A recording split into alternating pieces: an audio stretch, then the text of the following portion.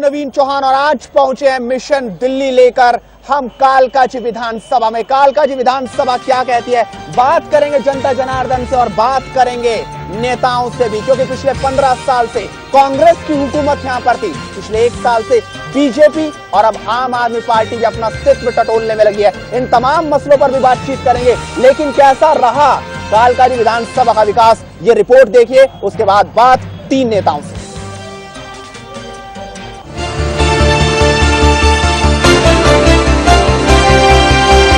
दक्षिणी दिल्ली का विधानसभा क्षेत्र कालकाजी, जहां एक बार फिर सभी की नजरें टिक गई हैं। दिल्ली का मशहूर मंदिर कालकाजी भी इसी इलाके में आता है। वहीं नेहरू प्लेस, मोदी मिल और ग्रेटर कैलाश भी इसी विधानसभा में है। पिछली बार बीजेपी और अकाली दल गठबंधन ने यहां से बाजी मारी और बीजेपी के टिकट पर जीत हासिल करते हुए हरमीत सिंह ने कांग्रेस के सुभाष चोपड़ा को हराया था। वहीं यहां बात की जाए तो इस इलाके में सबसे ज्यादा समस्या जाम की है। लोगों को अपना अधिकतर समय जाम की वजह से खराब करना पड़ता है। वहीं कुछ इलाकों में पानी और बिजली की काफी बड़ी समस्या है। दिल्ली की बाकी जगहों की तरह यहाँ भी लोगों के बिजली के बिल भारी भरकम आते हैं। ऐसे में कौन होगा वो जो बदलेगा यहाँ की किस्मत? सीधा चलते हैं कालकाजी विधानसभा।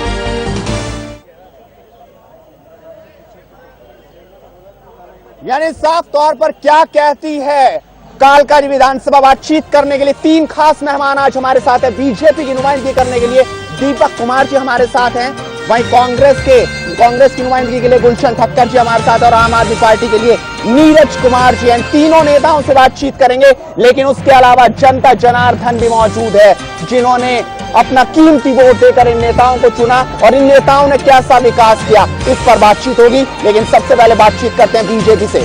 पिछले 1 साल से आप देख रहे हैं पूरी विधानसभा को, जनता ने आप पर विश्वास जताया था, इस बार आपको क्यों वोट दे जनता?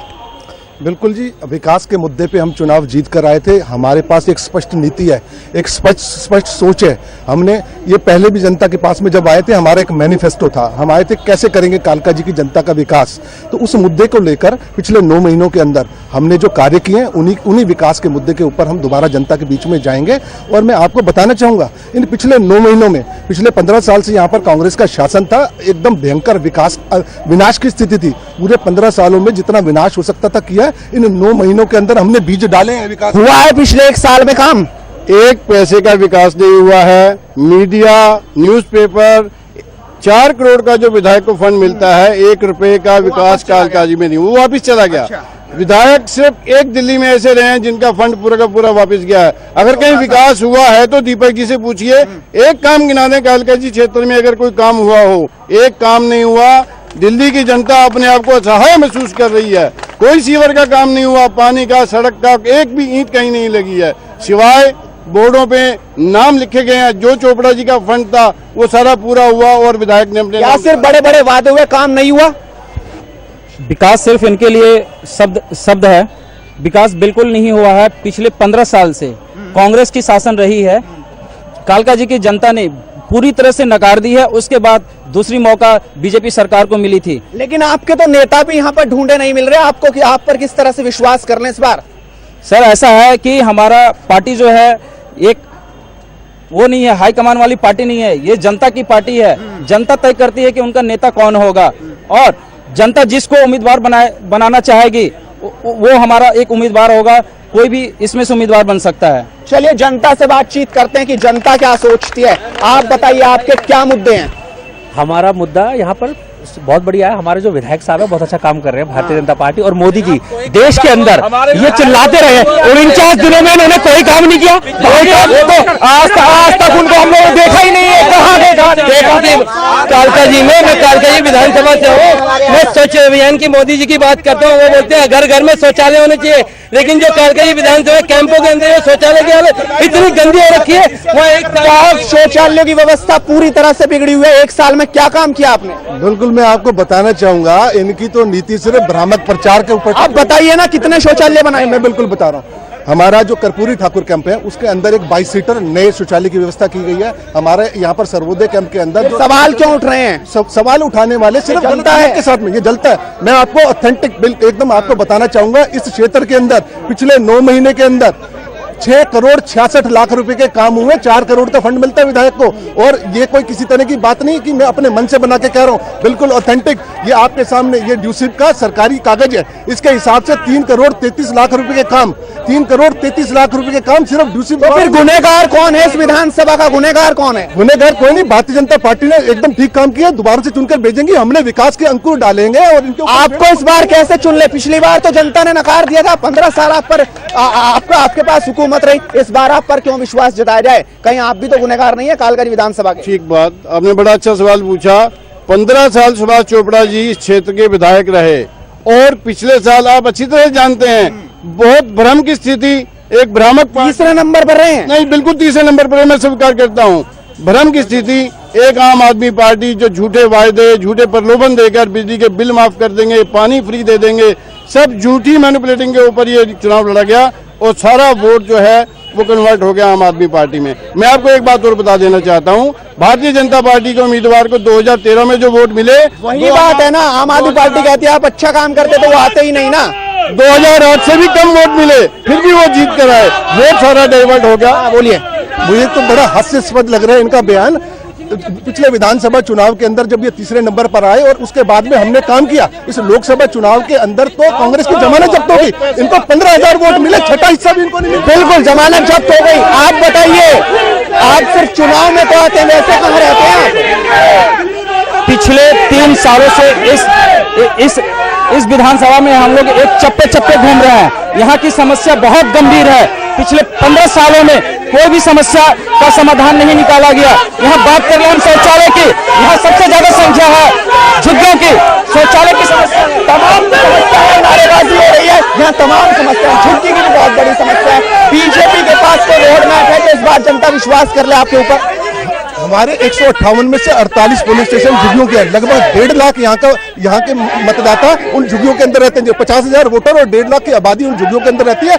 हमारी नीति है पार्टी की, अंत्योदय की, हमारी नीतियों का लाभ समाज के अंतिम पंक्ति में खड़े हुए व्यक्ति को मिले, उसी को लेकर हमने अपना रोड मैप बनाया और हमने उसके ऊपर काम किया। आप झुग्गी बस्तियों में जाओ, हमारे भूमिहीन कैंप है, हमारा नेहरू कैंप है, जहाँ पर मेन क्लस्टर गोविंदपुरी के, वहां पर किसी तरह के काम नहीं थे, नरक की जिंदगी वो जी रहे थे। हमने वहाँ रिबोरिंग कराई, वहां पर हमने ज्वाइंट एफर्ट किया। उसके बाद में वहां के लोगों की स्थिति, आप बताइए, बुरी स्थिति चल रही है। लोकसभा में आपका 206 से आंकड़ा 44 पर आकर सिमट गया, विधानसभा पे 8 सीटों पर आप सिमट जाते हैं। इस बार कैसे विश्वास करके जनता आप पर? कोई नेता आपका दिल्ली में ढूंढने से नहीं मिलता, आप बता तो दीजिए।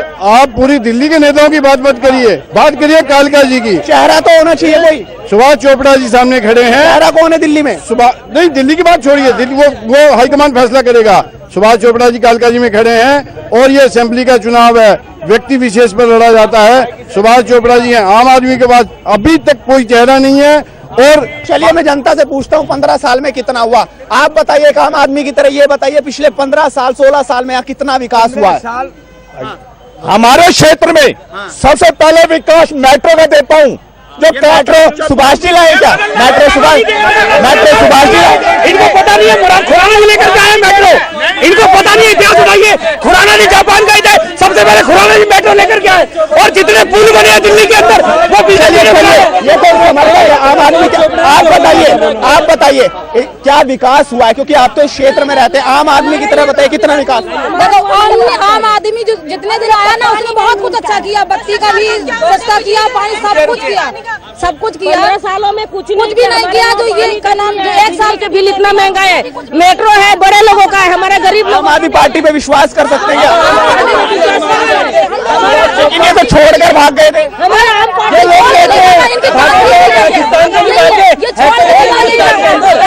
भगाया गया, छोड़ के नहीं गया है, छोड़ के नहीं गया है, भगाया गया है। अच्छा, इस बार क्या चाहते हैं अपने नेताओं से? ये 3 नेता बैठे हैं, इनसे अब इस बार आपकी क्या मांग है? मांग है ये, हमका गरीब, हम बापा केजरीवाल मांग तो होगी कुछ इस विधानसभा में। बिजली बिल चाहिए, पीने वाला पानी चाहिए, हमारे गरीब को सुविधा चाहिए। चोपड़ा ने यहाँ पे हमारे सुभाष अमित कारकर जी ने राज किया, किसी ने कुछ नहीं किया, सिर्फ अपनी जेब भरने का बखूबी किया है।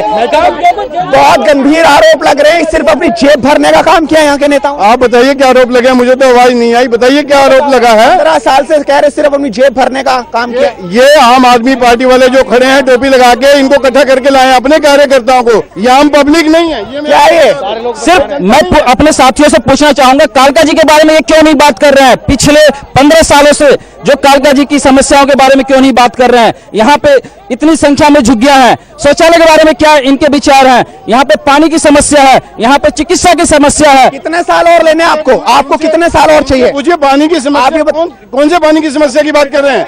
एक मिनट, हमारे गोविंदपुरी गिरिनगर के लोग रात भर सोते नहीं है, सुबह में 4-4 बजे भोर में उठकर ये इंतजार करते हैं कि पानी कब आएगी। गिरिनगर के अंदर 3 घंटे जहाँ पानी आता था, अगर एक मिनट यार, अगर ये झूठ बोलेंगे मैं इनकी जबान नहीं पकड़ सकता हूँ। पानी के लिए मैं ये कहूंगा कि कालका जी का कोई ऐसा घर नहीं है जिसमें 2 टाइम पानी नहीं आता हो। और पानी के लिए सुभाष चोपड़ा जी 97 तक पानी की त्राही थी कालका जी में। चोपड़ा जी आए हैं तो उसके बाद हर घर को सारी पाइपलाइनें चेंज कराई हैं, हर घर को पानी मिला है। पानी की समस्या को सबसे ज्यादा, जब सब कुछ इन्होंने कर ही दिया तो आपको तो कुछ करने की जरूरत ही नहीं पड़ रही होगी। बिल्कुल, इन्होंने जो किया उसका फल जनता ने दे दिया। इस क्षेत्र से इनकी जमानत जब्त करवा के उन्होंने लोकसभा चुनाव के अंदर भेजा दिया। और मैं दूसरी बात मैं केजरीवाल जी की करना चाहूंगा। इनको तो, कांग्रेस को तो जनता ने पहले ही नकार दिया था, लेकिन गुनाहगार कालका जी की जनता के, दिल्ली की जनता के केजरीवाल हैं, जिन्होंने यू टर्न लिया, जो भगोड़ा पार्टी के नाम से मशहूर हुआ।